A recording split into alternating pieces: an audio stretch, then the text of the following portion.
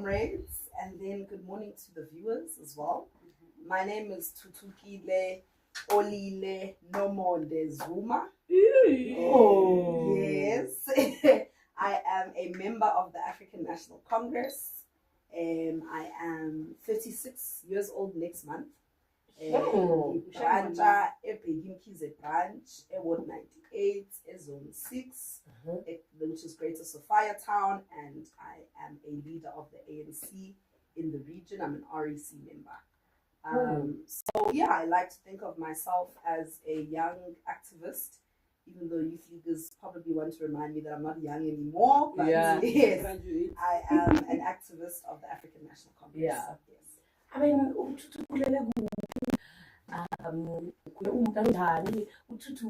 every time I see her, I always think Ututu was the loud child, the bubbliest child.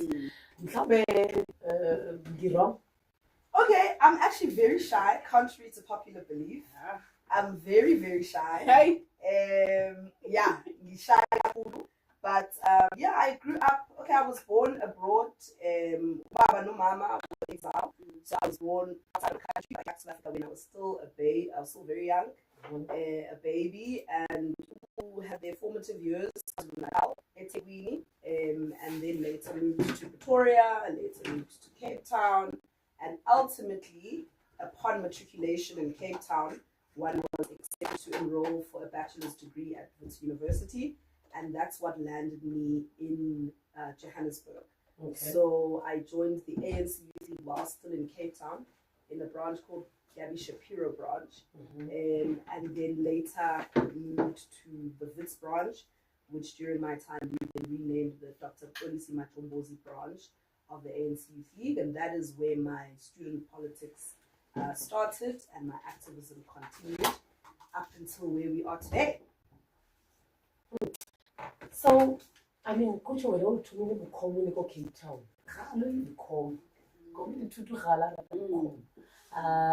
Would you say this is your dad inspired? You know, it's okay. I was definitely influenced by my parents. But you know, as funny about I think it was a combination of things. I would say over and above just being from an ANC family. On my mom's side, we have Stephen Dlamini, who was a freedom fighter on the island. We have Edwin Dlamini, my mom's brother, Mondli Dlamini, was an MK soldier, trained in Russia, my mom. So I'm from a political family generally. My father as well is a freedom fighter.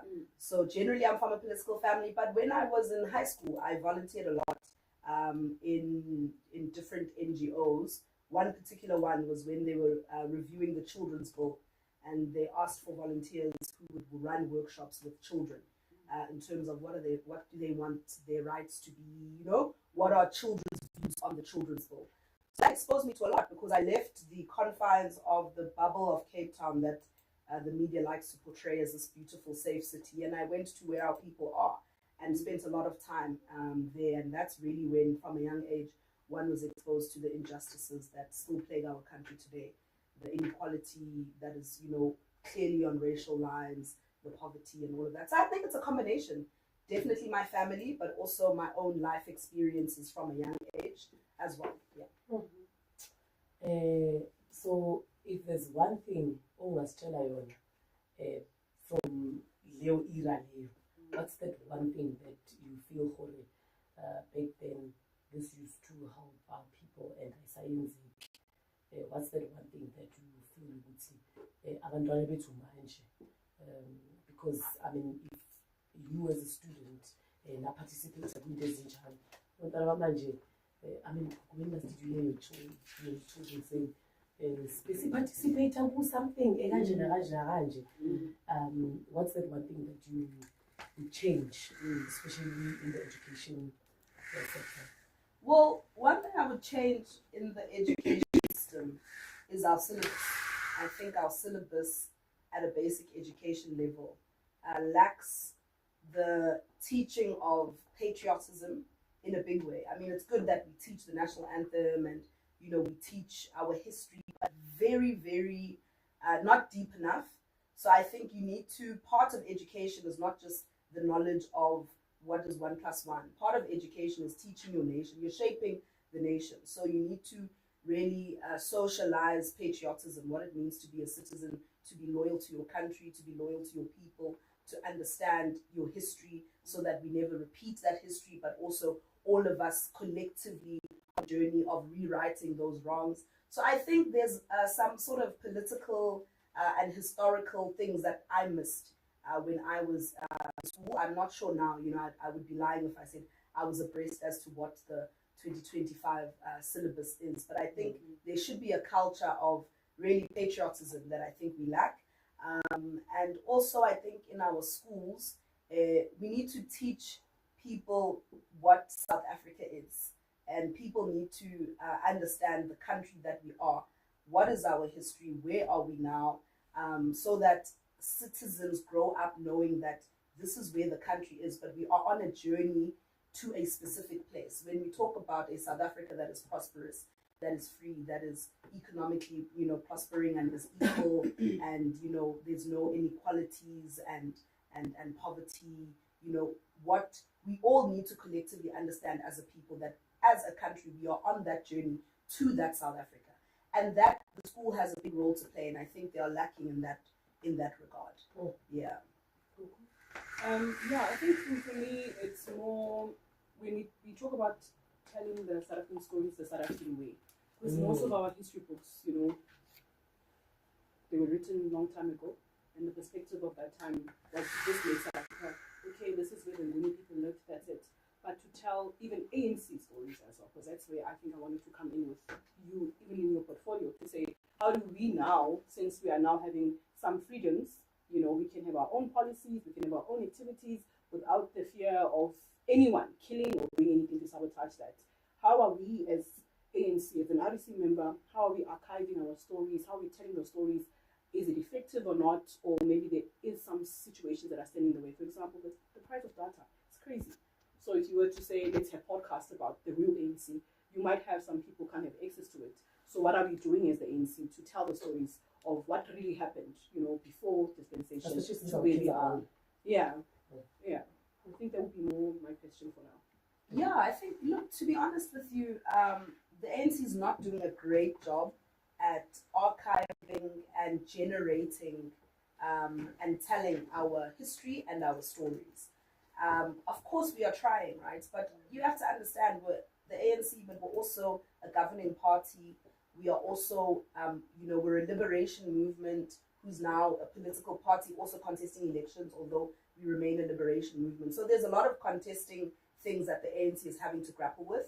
But I think that it's very important that we tell our stories. Our people who fought and sacrificed everything for you and I to be here, they are still around. I think it's very important that even just if you localize it in Johannesburg, we have these repatriated heroes and heroines that we have taken from some of the frontline states, and we've brought them back home finally to their families and to their final resting place, their country of birth. And we need to do more, and I think we must take collective responsibility to tell the stories of such people, as well as the people who are our neighbors, our uncles or our mothers. Tell their stories, because their stories are the history of this country. The oppression of this country and the fight for liberation is the story of our people. It is in the townships, it is with our mothers, it is with our uncles. And I think it's very important that we tell that story, and we work together collectively with, our Liberation War veterans, with, ANC leaders, with our Veterans League. Let's find a way to really, really tell our story so that it doesn't go erased, so that in 5 generations from now, people must know that there was something called apartheid, what that actually meant, and what people had to actually go through. In South Africa, we don't have one museum that tells the story of liberation. You have Mandela House, you have the Hector Peterson, you have Apartheid Museum, you have Kgoshi Mampuru, but you don't have a central place where, as a tourist, I can go to learn about the history of South Africa. When I go to Soweto, Evilagazi, I'm only learning about June 16 in the main. But we need to really, really, really prioritize the telling of our history. And I think it's really important that we work together to tell the South African story. And the South African story did not start with apartheid. Of course, apartheid was the height of our oppression, but it started when, you know, those 3 ships landed, and the wars of resistance, when our chiefs and our then leaders fought land wars for decades, defending the land. And you know, that continued and continued until 1912. We formed one organization so that we can unite our people and our efforts to struggle. And so we need to tell our history, and everybody has a role to play. The school, but also the ANC, but also us as well. You know, you can't say it's somebody else's issue. At home, are you teaching your children who are on TikTok every day about what you had to go through when you were their age? You know, everybody has a role to play in the story in the South African story, and that can also remind South Africans where we come from, so that they defend this this liberation and this freedom that we have. And part of defending the freedom is simple things like you can't actually sit at home and not vote. The vote did not just arrive, manna from heaven. It was fought for. People died for this vote. So part of that, you know, it feeds into what the sort of South Africa that we want to create, and the sort of South African citizen and active citizen that we want to create. It also, you know, feeds into that. Yeah. I mean, you are REC member, heading the subcommittee of sports, arts, culture and recreation. Yes. So tell us more about your journey heading that subcommittee. How has it been? Have you achieved everything we achieved? Because I believe I noted for something else. In my head, saying my ideas around whatever or anywhere and responsibility. Given this responsibility, I must be 1, 2, 3, 4. So who okay?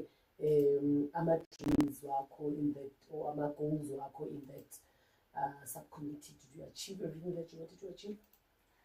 Okay, so just to start with the final part of your question, did I achieve everything? Did we achieve everything we wanted to achieve as a subcommittee? Yeah.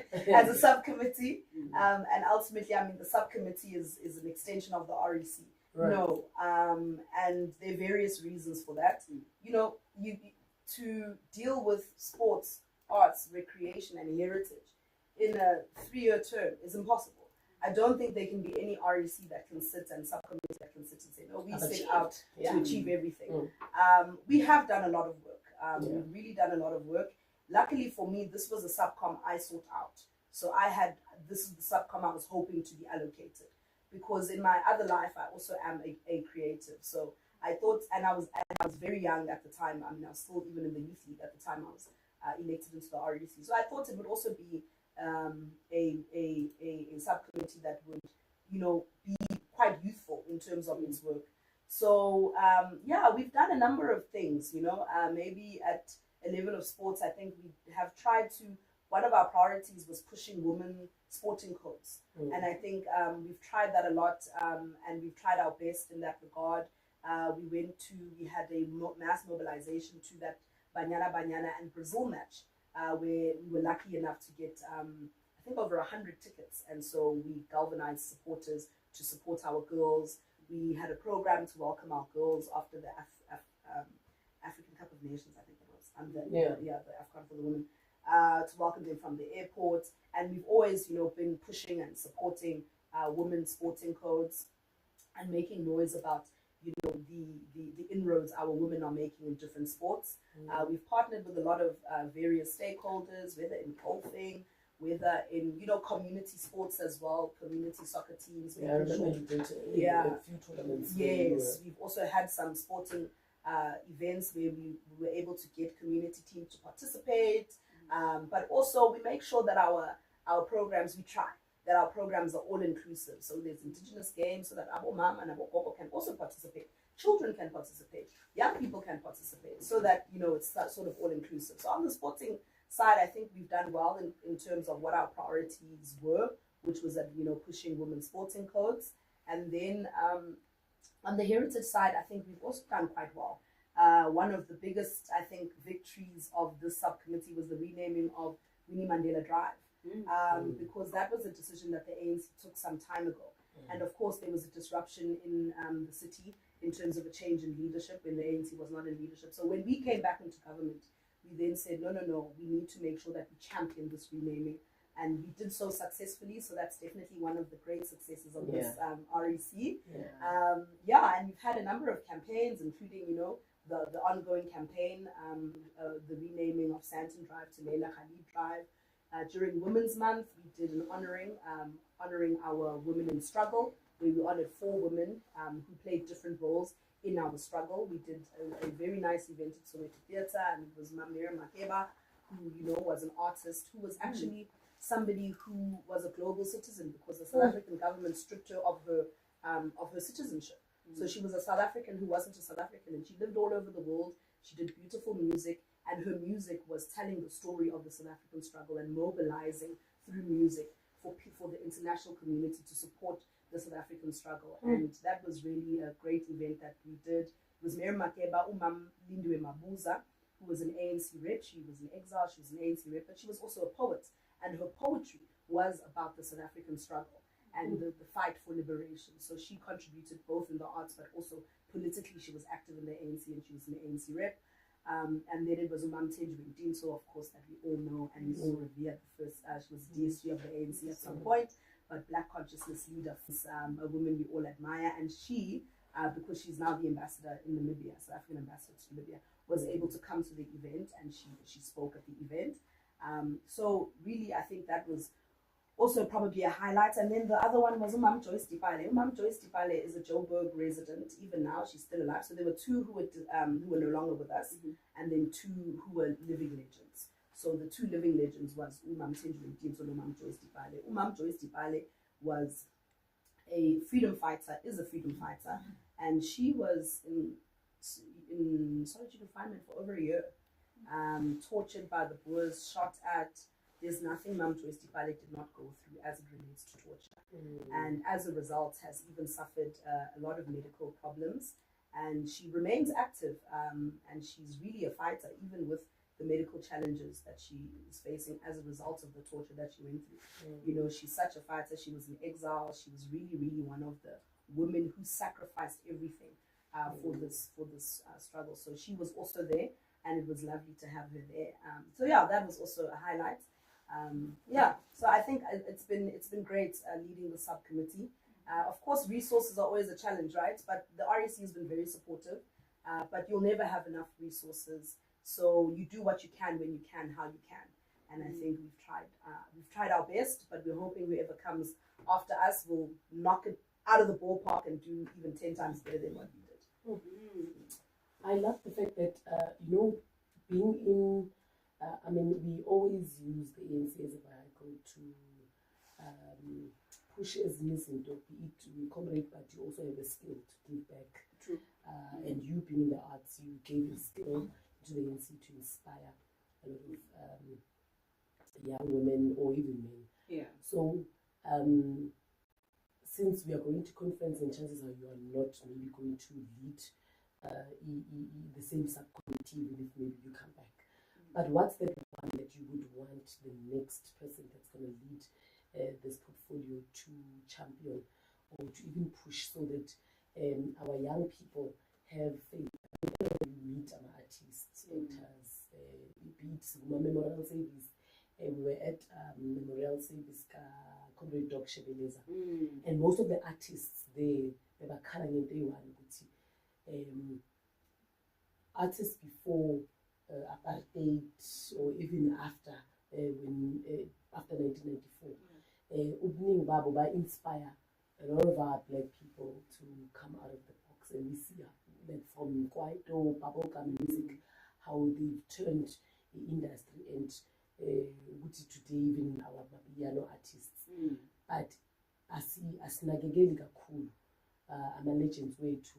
We don't appreciate them a lot, and it's powerful to appreciate abantu abafana no Miriam Makeba, because it's like they saying, done, dusted, so what? We do memorial lectures about only those that participated in the teaching, but what about those? So what's that one thing? You started Indlela Entle to pave for no Ozoza, but what are some of the things that you would want to see after, even some of the legends that you feel they need to be honored in the long run? Yeah. I think that the first thing is, how how the ANC relates to artists, whether it be, you know, fine artists who do artwork, or whether it be because I mean we actually curated pictures, paintings rather, of our deceased heroes in the region. Yes, So we commissioned a young black woman who's an artist to do paintings of Comrade Jeff, of Comrade Jolie, etc. And so, you know, those artists, and those were just artworks that we could also leave for the next REC to say, here are valuable pieces of art about our heroes in Joburg. And when you have events, you know, place them up. So we try when we have events to use those artworks and things. But how we relate to artists is very important as the ANC. The relationship, I feel like, sometimes tends to be a elections relationship. Let's engage artists now. It's election time. Come, guys, you have a following. Please, can you perform? Or I'll come to send it door to door now. So I think the relationship needs to be renegotiated with the artists.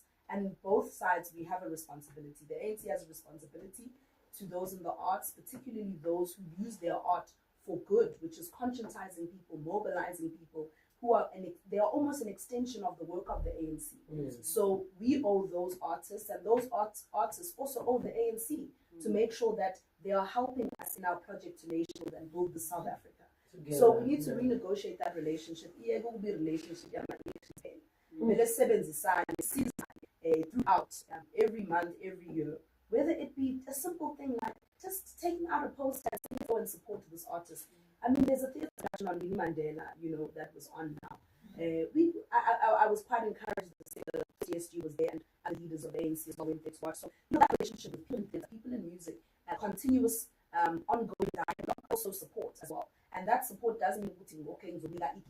That support means having a discussion about how can we improve your sector. What are the things the ANC can champion, maybe in terms of policy, in terms of law, or in terms of government interventions that can improve the environment in which you operate in, because it's quite a difficult environment, especially difficult for artists to make a consistent living. So that conversation needs to be ongoing. It can't be a conversation that we only have when it's election time and we need to galvanize artists because they have a following to assist us. So I think that would be the first thing that I would say. The next, who sing about our heroes, who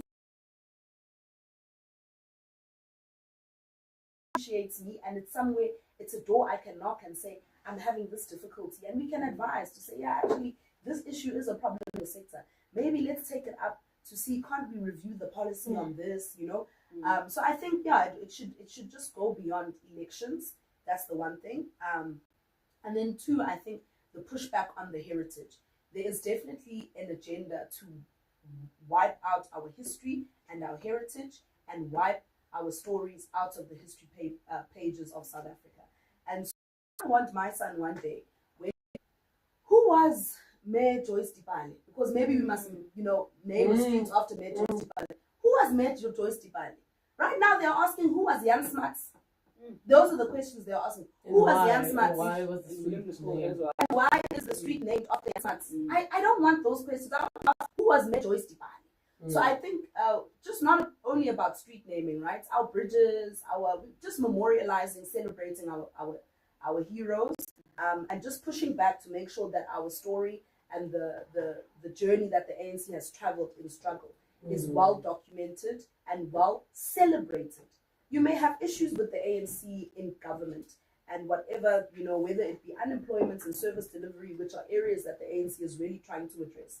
But that does not mean that we must erase the history of struggle of the ANC. Our people still deserve to know how they arrived to the freedom that they have today and who are the heroes and heroines who made it possible for us to walk freely in these streets, to organize, to meet, to be out in the streets beyond a certain curfew, to take a job that a white person can take, to go to a school that a white person can go to. There are people who made that happen, people who died, people who were tortured, people who lost everything. There are people today who their families don't know where they are. They left during apartheid and their families still don't know who they are. True. You know, so I think for me, the heritage part is very important as well. And then, of course, sports, getting our young people off the streets, getting them productive, healthy, and having recreational activities to do so that they don't get bored and just smoke hubbly all day Yeah. in a street corner. You know what I mean? Yeah. Yeah. Gugu, some of the comments before we move. I cannot until we hit.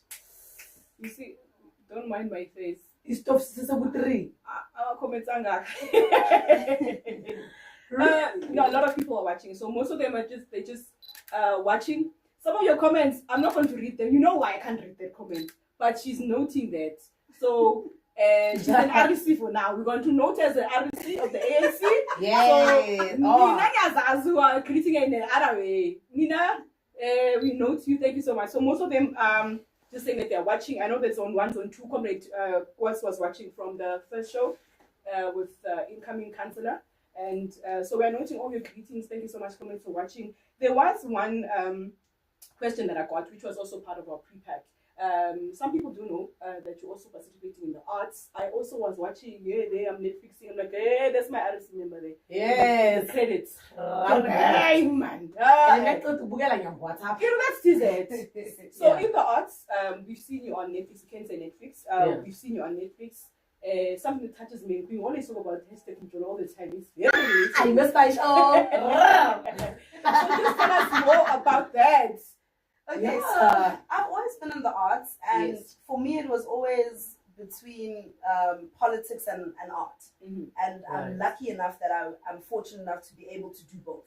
Mm-hmm. But from a young age, I always did drama in school, and when I was in high school, I was cast as a TV presenter on Tube in a show called Destination South Africa, which was a show that showcased South Africa at different destinations, people, everything about South Africa, but it was a kids show on Tube. So I was a TV presenter from a very young age. It was first pre-recorded, then it was live.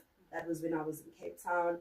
I then got to university and studied, and my politics and my activism, student activism, was going on, and then I started to do both. But I've always had a keen interest in the arts.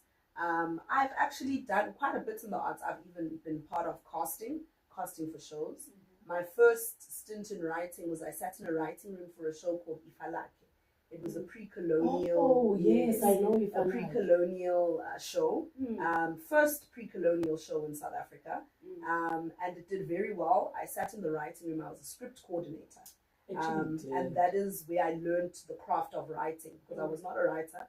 I was a script coordinator, sort of like the admin person of the writing room, who's make sure the writers submit, and this is the date of the writing meeting, like all in the admin. I was a script coordinator in Ifalake, and then I wrote for Uzalo. I've been a writer for Uzalo. I've been a writer for Ehostela. I actually head wrote season 2. Before it was handed over to a different production company. I was a writer for Durban Gen. For Durban Gen, I was a storyliner and a writer. It used to be my favorite. Yes. So that is really where I would say I honed my craft. Hostela season 2 and Durban Gen is where I really honed my craft. And then was lucky enough to write for a Netflix production called Umjolo. And I wrote episode 3, and it was an absolute honor. I also was a story contributor for a new show that just came out called Go. And Is it also on Netflix? It's also on Netflix. It's out on Netflix. It's called Go. Set in Johannesburg. Residents of Johannesburg. Yes. Yeah. So I was a story contributor for that as well. So so I've been in the arts, and I think writing for me is a great outlet creatively, because I do miss the arts. But for me as well, it's important because you contribute to something that will remain and be there even when you're gone. Number one, but number two, because writing, you do it from home, it's something that I'm able to juggle. I wouldn't be able to, for example, present every TV show that is on every day, because I have other issues. There are other work that I need, that I'm committed to. But writing I can do because you sort of do it on your own time and from home, so it's an easier part for me to participate in, and I quite enjoy it.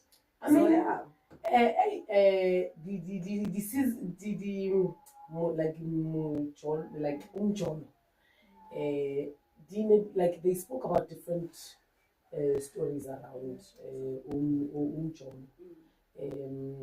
umjolo wami manje uyadribula shem, and I know that a lot of our viewers, listeners can relate to different stories abanye abantu. And currently we're facing a lot of inequality. Like we are battling umjolo, inequality, culture, tradition, religion. Like there's a lot that goes on, especially for young women, because babuya era where they'll say you find a lot of men today comparing umjolo wethu nomjolo wabo mama bethu nogogo bethu ukuthi abogogo bethu used to begezela. And now we have TV, we have social media that teaches us about certain things that one can do. You can achieve your goals, your dreams, whilst usemjolweni or usemshadweni. So some of the things that are kulama shows umjolo on Netflix, what did you want to achieve when you wrote some of these stories? So I was a writer of episode 3. That was the episode that had Umai, Umai, Nozweli. Yes, that was my episode. And for me, I mean, of course, I'm an activist, right?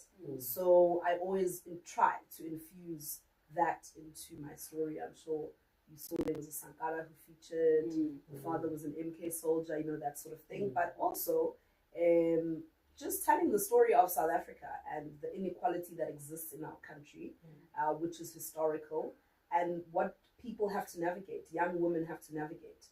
Do you choose to marry somebody because of their character and the sort of father they'll be, the sort of husband they'll be, the sort of family you can build with this person? Or do you choose to marry somebody because they have money and you are, unfortunately, because of our history, in a position where you don't have access to those resources?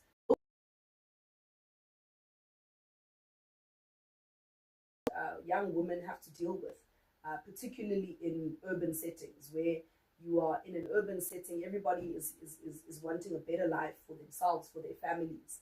And but where do you draw the line? You know, you take some young women are subjected to the craziest types of abuse and treatment in relationships, and that leads to even femicide. You know, GBV and femicide is a theme that young black women, or let me just say black women in general, or women in general, need to navigate. But as a society as a whole, talk about what does the migrant labor and the rampant capitalism and all of that forces Baba to go and work somewhere, and Mama also now to work, and parents aren't at home, grandparents are here, they're almost times. So those actually look like, and how does that relate to our history, where we come from, our culture, our traditions? So yeah, it's always interesting, and a writing room is it's almost like a BGM. It's such an interesting place to be. Different ideas, people from different backgrounds. Then you say, no, this character must be like this. No, that one must be like that. It's a very interesting place. But yeah, telling stories I think is important because you tell South African stories, but you also, more especially, you leave a conversation.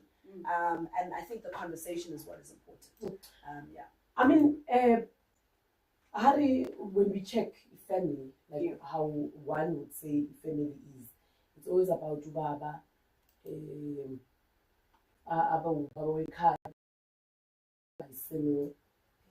parents, especially moms in majority.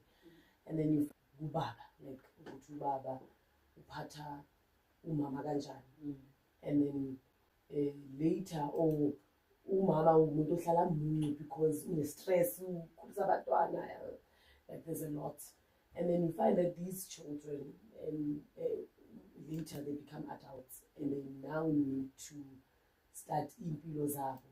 Obviously nature happens, bayashelana, bayaqomana, there's now a new family created out of bona bobabili bahlangana. When you look at how things used to be back then, a lot of our people are it's like we can't find each other. Conversation. So we're chat in the studio, discussing it. What's going to happen in the future, especially myself raising boys and girls in the house, raising boys, raising a boy. Like, how are we going to find each other with the situation as is to us right now. And we can't say, yeah, because everybody is raised by a single mother. Because there's also single mothers that have raised children that today are happily married and can treat each other well. So, opening it into a discussion, it's a problem. Today, if you can go into social media, there's somebody who will be yes, men are killing a lot of women, but also there's a lot of women that are finding it as a norm. You go to Sun City, majority of the women that are arrested there, and besides our fraud. So are we ever going to find each other as men and women? I think we are. What I do know that social media has got a big platform for us to go as raw as we want. Not everything has to be mainstream media. Not everything needs to go via SABC or your Netflix and all that. We now can literally go live, which a lot of women are doing. You see a lot of married women, divorced women, a single mom like myself can just go live and say, I messed up, I did this, and that's why I'm a single mom. But we are not normalizing that type of content. The content that runs is if someone is married, you are now the side chick. That's how we are consuming the information or communication, right? Yeah. So even when it comes to you coming with a proposal to say, I want to do something where you are giving it pure and raw, where a woman can say, I went wrong here. This is why I'm here. It's boring. We have to make the man the villain. The same thing goes vice versa. That is what's going to sell. So it's more of having adult conversations. Lynn, I never speak bad about men. In fact, there's a time where I was fighting with Queen. This term feminism, there's a time I used to fight it. Yeah. Because I saw a woman who disrespect a man and say, "Naki feminist." I'm like, but that's not what feminism is about. It's not even about a male or female. So for me, it's more about having raw conversations and also having a sense of accountability and responsibility to say, I played this particular role. When a person has died, of course, you can't speak ill of the dead.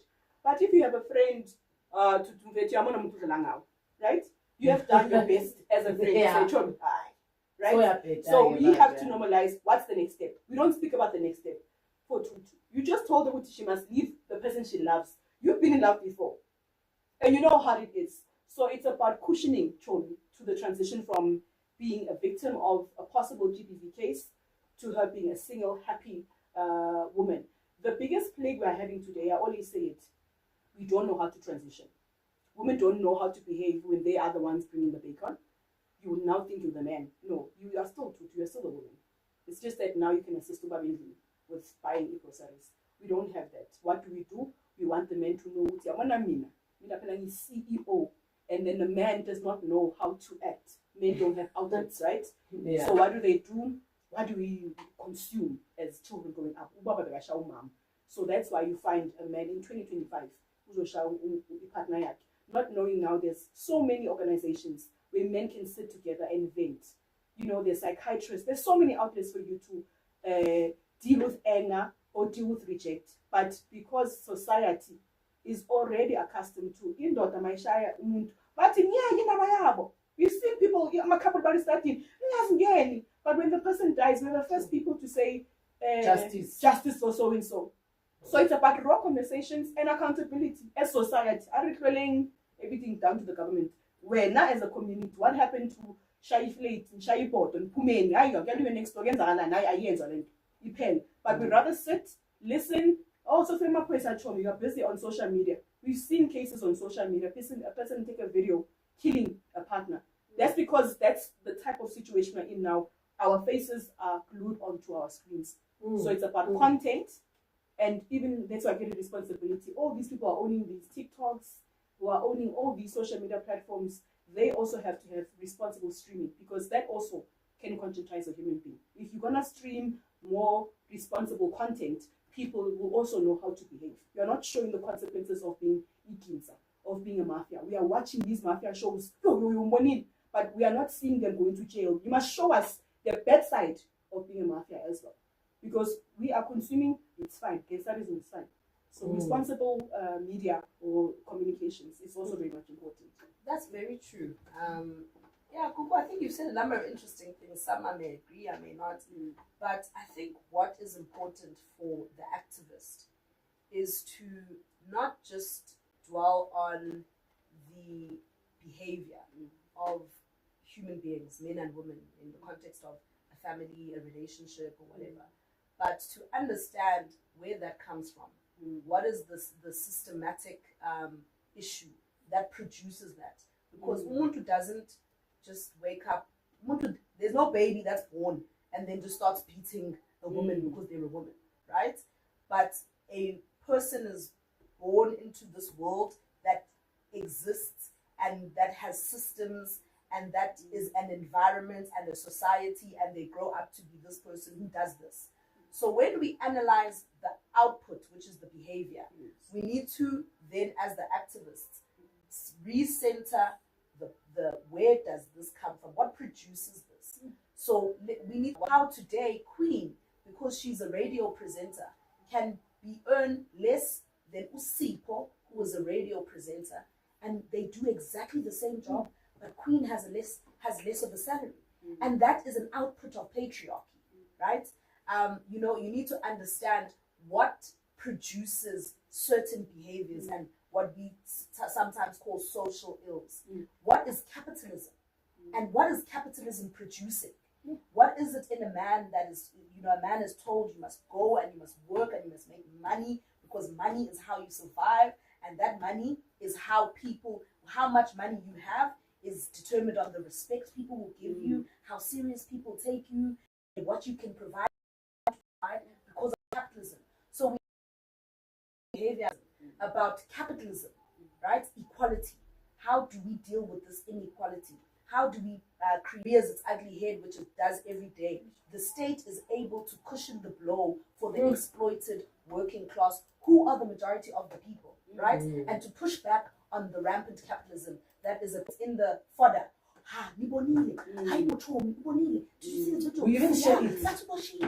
Or women and children live in fear because of this man. We end it there.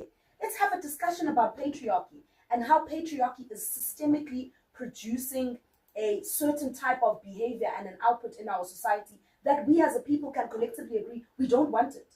So let's also, as activists, have those conversations, which I think are important, and that also will implicate or influence how we raise our kids and the families we produce, the schools we demand, the education system we demand, the working environment we demand, and ultimately the society that we're trying to create as South Africa. Maybe comment some. What are some of the comments? You must come every week, guys. Yeah, I mean, there's something that Ukuku raised. Actually, you find a lot of our young men now. Yeah. And there's something and you raise your eyebrows. Who must raise a child? We still live in a world that says a woman must raise children. And when we see a man, are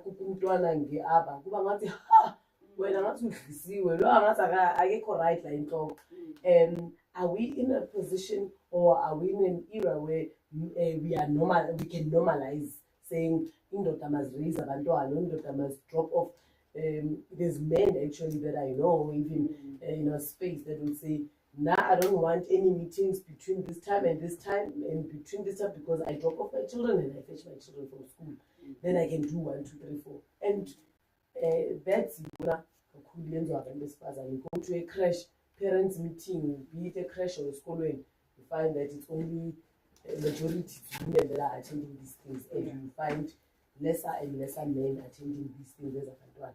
So I believe that we agree that once a man and a woman raise a child together, we have a better future. Because you find men, certainly you call I want to mention this as example because he's a man. You are available, right? Just to add, verbally abused. I'm told to put in Janjani, wara. So, as much as we as women, there's a lot of women that provide and abanye basabahlonipha abayeni babo, providing. But now we are having so many women that are also angry because they are providing and doing everything, and society will say either udom or content right. Like I'm just wondering sizothola na leso space ukuthi one day we'll find each other and see do we away with religion that says women must be one, because every woman also not just besifazane. When we try to raise these things, you're always taken back to the Bible, which we must do 1, 2, 3, 4. Yet you are tired, you need to rest, and no one is saying anything about that. You find mental institutions, more women are admitted. Okay, I'm not as they say, but I think this 50-50, everybody's depressed, everybody's having challenges, but we have a way of dealing. And I believe to writing those stories and airing them on Netflix and all of that. Abanye bangayibona as entertainment, but we learn from. It's a window to how we are as a society. So that's why I love that any content that I can relate to or my neighbor can relate to, I love that content because it's something that we relate to. So I think now I want us to move it to the context of the ANC. We see it every day. In fact, it's painful that she's here. I wish you were not here to engage on this one, but I will. We have normalized that when we see a quality leader, we're already thinking which deputy will she be. That's one of the biggest problems that we're also having internally, organization-wise. We can speak about society, but now let's bring it back here within the organization. You'll find women are the majority of an organization, but we have still systematically in our minds, you can be RSA, it's fine. But when we start, us as women, I'm not going to talk about you, I'm not a man, I can't speak for men, but even systematically, it's in our mind. You'll be a minister, you'll be an MMC, you'll be an but Haribwaka leadership in the top 5. When we are speaking that between conferences, decision key making, we are already normalizing as women that it has to be men. We have had even us as women saying, it's not time. I know. It's not the time. So we also, not in politics or political activists, not understand the importance of normalizing having a woman to lead us, to have a woman to go and represent us in other countries as well. And also when we speak about social ills, we have mentioned so many issues that we women go through in general. But why is it not normal for us to say, in fact, it would be better that the leader would be a woman? Because if we are saying that most of the social ills, we are the ones who are suffering from them, then it makes more sense when it comes to children's laws, when it comes to the heritage. We are the women sitting at home telling our kids those stories. When a child is sick, we're the ones who know what the social system is, the health system, we know it. When you go and register a child, you are the woman who goes and registers. So you know all these things when it comes to running the government. But when it comes to leadership, you will assist, but you are not going to go for president. That's just something that let's bring it here. Yeah. But I might have goosebumps, but I get tired. When you talk about that, there's a post. I don't know if President Akukai, but she's female. Not the one who are gonna live here, but I think Bapale, she's not saying it, but they wrote it next to her picture. I'm the president, but I still cook for my husband. And the Brazil one or something. For me, South when she get time to cook and South American. Honestly, I get up and she can't. Be the who have your father first coat and cook and but that's how even in politics you are seen as. I remember company pork. What's so when you see a woman, you just see a person that can serve me. I mean, do you feel in the political space we do discuss these things? Like singer chuganga, because you say something already in just so good July. See much. Yeah, look, to be honest with you guys, look, the ANC is over 100 years old. We've never had a female president in the history of the ANC. Yet, one of the things that our mission, when you think about the National Democratic Society, is a non-sexist society. And the vehicle that we that is taking us to this national democratic society is a very sexist, patriarchal one. Yeah. Because it exists, the ANC exists in the, it doesn't exist in a vacuum in the air somewhere. The ANC is made up of its members, people who live in South Africa, which is quite a patriarchal society in a patriarchal world. So, those are those challenges that we do have.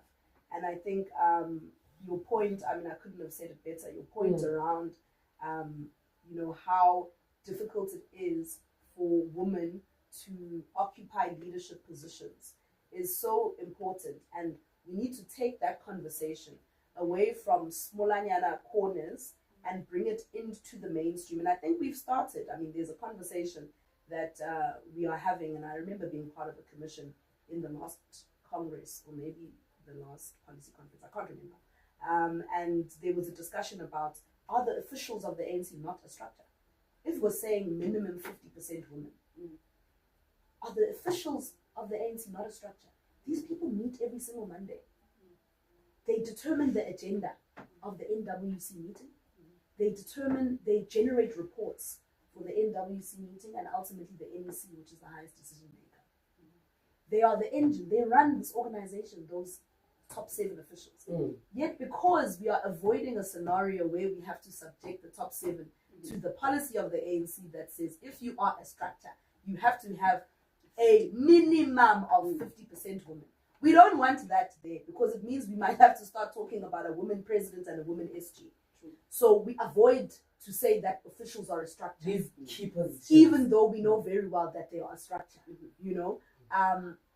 So I think we need to take this conversation and bring it really to the table. When we say we want to have an NGC, when we say we're going to a conference in 2027, let's have a discussion.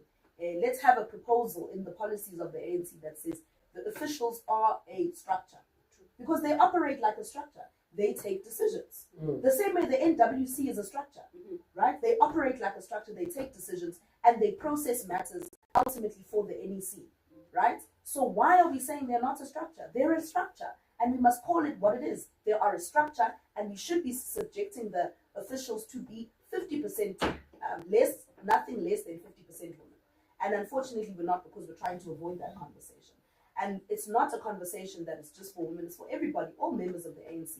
It was a struggle to get women to just even be able to join the ANC and be members of the ANC. That was a struggle. So we mustn't pretend as if we make inroads because somebody comes from heaven and says, "Nah, policy, M90 guys, 50%. No. Women and heroines fought and made these inroads. For a woman to be a member of the ANC was a struggle of women. For a woman to be deployed and for us to say 50% even in our deployments. Look at the cabinet of Nelson Mandela with 2 women women ministers, and look at the cabinet of President Cyril Ramaphosa. It's chalk and cheese because why? 50% women struggled and said, no, we can't have this. So they pushed back on patriarchy. So it's our responsibility as women to push back on patriarchy and that discussion around women in leadership and saying 50% in deployment, in structures of the ANC, that 50 must apply even to the top. Because you're correct. Who is if you think about research says that a mother spends 80% of her salary on the household and 20% of everything else. A father spends 80% of their salary on cigarettes, alcohol, side houses that nobody knows about, all manner of things, and 20% of the household. It's not me, TZ, who's saying that. It's the research, right? So even Ekaya, the leader of the home, in terms of how you allocate responsibilities, how you run the household, is a woman, right? How you make sure there's food on the table, there's everything. A woman is running the household, right? And we are 50% of the population, but we produce 100% of the population, right? So if we rely on ourselves,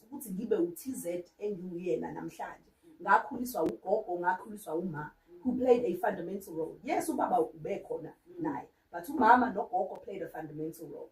So why wouldn't a woman like Queen be able to play a fundamental role in changing our society? in making sure our economy is transformed to include black people and women in meaningful participation of this economy, to ensure that we industrialize and we manufacture so that we can stop exporting jobs and actually creating them. Because when you export a raw material like lithium and gold, you export it in its raw form, it comes back as a cell phone. Well, how many jobs were created to do the cell phone? None of them were created in South Africa. So in South Africa, we export jobs, right? So I'm just trying to say, if we can trust our women to create us, why can't we trust our women to create the South Africa we all envision? So these are the things as young people and young women and men and as progressive people need to push back on, and we mustn't sleep on ourselves. One thing that makes me laugh is a lot of men would say, "Gigs busa abafazi ne mara uthemba umfazi wakhe ukuthi akhulise ingane zakhe." Like umuntu aphambane like ngeke, we can't have a female president or we can't have a female leader, but utrusta umama wakhe ukuthi amthathele iy'nqumo, utrusta umfazi wakhe ukuthi amphekele. You know, there's one friend of mine wathi because you can't disrespect a person that makes sure that you are well fed, you are well taken care of. I mean, because to raise a very important role. You are also thinking, okay, when I get home, I must cook this. Okay, if today we'll cook wow. Okay, tomorrow laundry. Let me allocate my time. Like we multitask 50 things in this sort of, and yet we are not trusted to run the entire world because we are together with men, because it's not us calling for throwing them off. Yeah. It's the same thing with generational mix. Working together, not overthrowing the government. We need men in our society. Absolutely. Especially with international politics. There are countries, especially in the Middle East, they will tell you that I'm not going to sit with a female. You know, so of course we need to sit and say that we then understand the role of doing it together. Only progressive men will understand what we are saying. Anyone who's regressive will feel like we want to overthrow or take over. No. We are simply saying, respect my role. Yes, what you can do, I can do just as much. And if you had to now go for a test, we will win. Because even in the household, it's true, it's a system. In the household, it's a system. You know economics. Kankani as a mother. You know, and hence I'm saying all these other things. You know, the street is not working, we have to take a route. The husband doesn't know what you're talking about. You know, you don't know which the substitute goods. So that's what I'm saying. Women know all these things. But when it comes to sitting where the deals have to be made, we'll brief you. You'll be our spokesperson. You'll be our spokesperson. Yeah, meaning we feed you the information that needs to be out there. So you are ready for what we want you to be ready for. You are not ready for what we want you to be. Kenwell,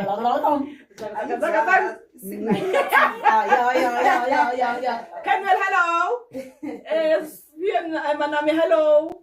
Zone 1, hello. Zone 2, Zone 4. I've noted you guys in your comments. Thank you so much to all the people who are watching. Even those who are not members, I've picked up there's people who are just not officially ANC members who just love the ANC. We appreciate you for watching. We understand you're still fishing to see what are we doing in between these elections. So platforms like these are here to make you understand our leaders that we have, what they are busy with, so you know exactly who to engage. So I see there's people even asking about reggae, Busi Zone 3. I carry, hey, Jaman. So she wanted to know even with reggae artists must also be considered because it's one industry we barely talk about.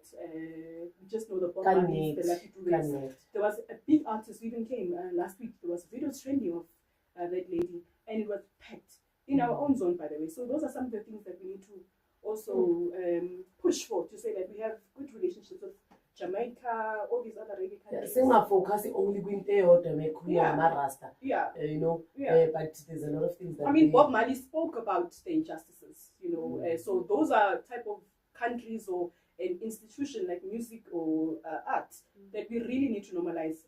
Our children are very curious. Once a child sees a statue or when it reads, oh no, lucky do. So, you've just taught your child the history lesson. So we need to really prioritize industries that speak our history the way we as South Africans are going to consume it better. Yeah, and you know, even artists, it's much easier to tell a story through music or through art, and to teach someone through music and through art because it's something we all naturally consume. True. You know, not all of us have access to the best or whatever the best is in this very capitalist, Eurocentric education system. But not everybody has the same access to levels of education or to books or to literacy. But everybody consumes music. Everybody consumes art in one form or another. And it's one way that the ANC or, you know, progressives can teach people about our history. Who was Fela Kuti? Fela Kuti was a huge, you know, progressive in Nigerian, you know, history. Who was Bob Marley? Who was Mary Makeba? Hugh Masekela? Who were all these artists? You know, Nina Simone and Maya Angelou. And then you start talking about, oh, civil rights movement. Civil rights movement. Oh, slavery. Oh, colonialism. Okay, colonialism of special time. Okay, imperialism. Okay, and then, you know, you actually teaching people all these long, complicated concepts through art and through music. Just a conversation about who Maya Angelou is, who Nina Simone is, that era of black, you know, people in the US, what they stood for, what is their history, is actually a lesson on slavery, you know, the slave trade. It's a lesson on African history and the diaspora and where we are now. It's a lesson on imperialism. It's a lesson on neo-colonialism, you know, which Kwame Nkrumah is the father of. It's a lesson of the fact that, you know, some years ago, you know, Pan-Africanists met and they decided to form an organization. They called it the OAU at the time, it became the AU, and one of the main things was, let's decolonize our continent. So through music and through art is really a way you can actually infuse consciousness and education, the right type of education, without even trying. Yeah. And then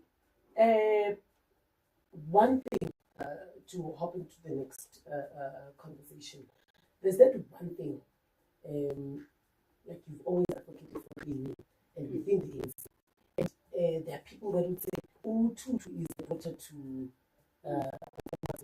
Comrade Jacob Zuma. Yeah. And he left and opened the MK party, and why still in the African National Congress, despite that even his sisters and others are in the party. Maybe clarify that? Sure. So Tutu is a 36-year-old African citizen who was born in exile because her parents went into exile to fight for liberation. She came back into South Africa and she grew up in South Africa, seeing inequality, seeing poverty, being exposed to unemployment. Why mama, when at the end of the month, men send them, oh, come out of this, you know, just being exposed. I have my own life that is unique to me, the life of President Jacob Zuma or Dr. Nkosazana Dlamini Zuma. I have my life experiences. And of course, my father, they all those life experiences because they are my parents and they both.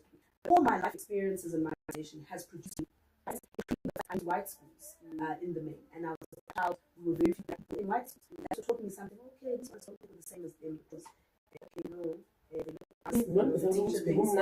teacher thinks I can't be smarter than this one. We read about history, we're told about what are the benefits of colonialism, what is that benefits of oppression, you know. So I have my own life experience that produced who I am, right? And so that automatically means that I will take decisions based on who I am. I can't take decisions based on who Queen is, because Queen is her own person. She has her own mind, she has her own thinking, and she has her own things that have influenced her to think a particular way and to act a particular way and to take certain decisions like Tutu has. So for me, I took an active decision. I was never, ever told by my parents to join the ANC or to join the ANC youth league, nothing of that nature. My mom and father have 4 daughters together. It's active of the 4 of us. And I took a decision. That is sometimes they're members. They are their members, but they are not, you know, active and participatively, you know. Those are so I took my own decision after experiencing my own young life, and I took a decision that I want to be politically active, not because of anything, but because I want to change these things that I think are not fair. It's not fair that in my school I'm safe, I have food, I have good teachers, I have you know, good school books, and I'm learning and I'm getting a good education. And other schools, somebody's contending with gangsterism. You know what I mean? Like, those are the things that I saw from a young age that shaped me, and I thought, oh, there's something terribly wrong in this country and in our society that needs to be fixed. And I identified the African National Congress, correctly so, as the vehicle to my liberation and the liberation of my people. And I joined the African National Congress Youth League at the age of 16 and decided to actively participate in it as an organization. And I then later, when I came of age, joined the ANC and decided to actively participate. And part of me being and remaining in the ANC is because of my parents, because they were freedom fighters and because they were ANC. My father is a man who did not go to school. He left school in lower primary, but he became a head of state because of the African Congress, right? So it's my decision, it's my personal choice. When you sign that form and you take the oath, you don't take the oath as a family. Mama, baba, okay, please take the oath, man. Wozani take the oath. Uthathe form yakho, usibhadele u20 rand wakho or u10 rand ka youth league, usithathele I-oath, ube activist, yabo. So for me, that it's my personal decision, my political decision to remain in the ANC, to be an ANC member. And when I chose to be an ANC member, that's when I took the decision to remain in the ANC. I didn't take the decision to remain in the ANC in December 16 when Ubaba formed EMK or had a press conference about MK. That's not when I took a decision about remaining in the ANC. When I took that oath, that's when I took that decision. I'm just remaining loyal to the decision when I was in high school. You know, so I think that's the thing. Another thing people like to say, I'm glad you say, oh no, she's an MK sleeper. You know, she's an MK sleeper.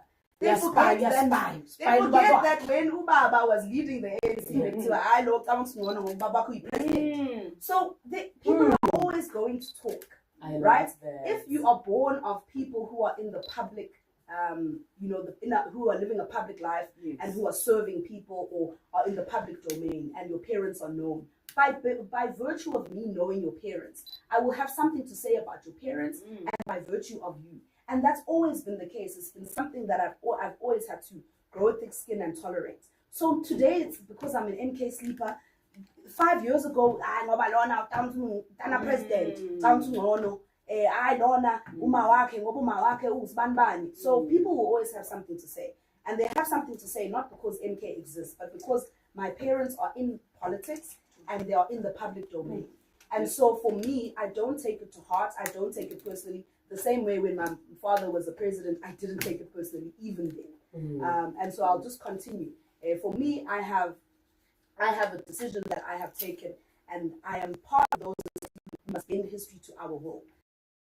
Can be the glorious people we were centuries ago, to get our dignity back, to get our prosperity back, to get our economy back in our hands and out of the hands of white people and males, to get women to be equals to men. Not the same, but equal. That is what I have taken. I've got a political conviction to do that. And I've identified the ANC as my vehicle. So that's why I'm also very active and very vocal. Because when I see things that I don't agree with the ANC, I got the ANC jealousy because I'm its member and it's my only option to liberation. So it's the only way I get to advance my political convictions. So I got it jealously and I'm vocal. If I don't agree with this and I don't agree with that, of course, within the confines of discipline and the values and the principles of the ANC, but the ANC jealousy, and we all should. And part of being critical is being jealously protective of this vehicle because it doesn't belong to you, it doesn't belong to me, it doesn't belong to President Ramaphosa, it doesn't belong to it belongs to the people of South Africa, the Africans, the oppressed people this vehicle belongs to, and that's who it needs to be. And if the conversation is not about that, I'm not interested. You think I'm an MK sleeper? No problem. You think I'm better because I think I'm better because of who? No problem. But you know where I really take a keen interest? How can we strengthen this vehicle? And how can we get from these historical injustices of colonialism and apartheid to the prosperous national democratic society that we all envision? Yabona missing a kuluma after this one. Siamosh, and it's 1 minute after. There's nothing. Drive safe. Not drive safe. No, I would also like to say thank you guys very much. The work that you do is so important. Communications is what actually gets the work of the ANC out. You guys work tirelessly. It's a thankless job. It's a tiring job. It's a stressful job. we make your life difficult every day. We know that. I want to thank you guys so much for the hard work. Please keep it up. We love and appreciate you in our smaller nyana corners. We see the work that you guys do, and we really do admire you guys. Thank you so much. Tina, we want to thank you for the beautiful work that you've done. It's very difficult for a leader to come to that chair and tell us, from my term, this is what I've done. It's very difficult, for a person to take accountability or even report back to the responsibilities given. But you coming and sharing, you are the second REC member to come on the show. Every week we must have an REC member so that we let our Joburgers know what our leaders are up to. As much as we post them on social media, what they are up to, but also you coming here, them commenting on the live, them asking questions. And thank you so much for staying loyal to who you truly are, because a lot of people bahamba nomoya, but you became loyal and true to yourself, and that's something that a lot of young women. We need to bring her back. The comments, bring her back. Yeah, we need to bring her back. But in everything, thank you so much for being an inspiration to a lot of young women. Intanga zakhe ezinye nje nezositshela engeke inspire umuntu, but sitting here we are truly inspired. Maybe it's history manage izenzakalele kusuke kwenzeke izinto umuntu usuke show something, and sometimes we find people when they speak they always quote that particular person, and you coming here, there's a lot of things that we can quote that you said, and that we can move forward as not only Joburg but as a country as a whole. So thank you so much for being that inspiration. Thank you so much for using the African National Congress to be that vehicle that pushes our young women to lelo zinga lelo. And if really kabampela usacabanga ukuthi ANC ayinabantu abahluzile lapha enhloko, hayi usasemva. And thank you so much for the support. 4 minutes after 12 o'clock, and on 1912 Linda Segundo Sabato sharp.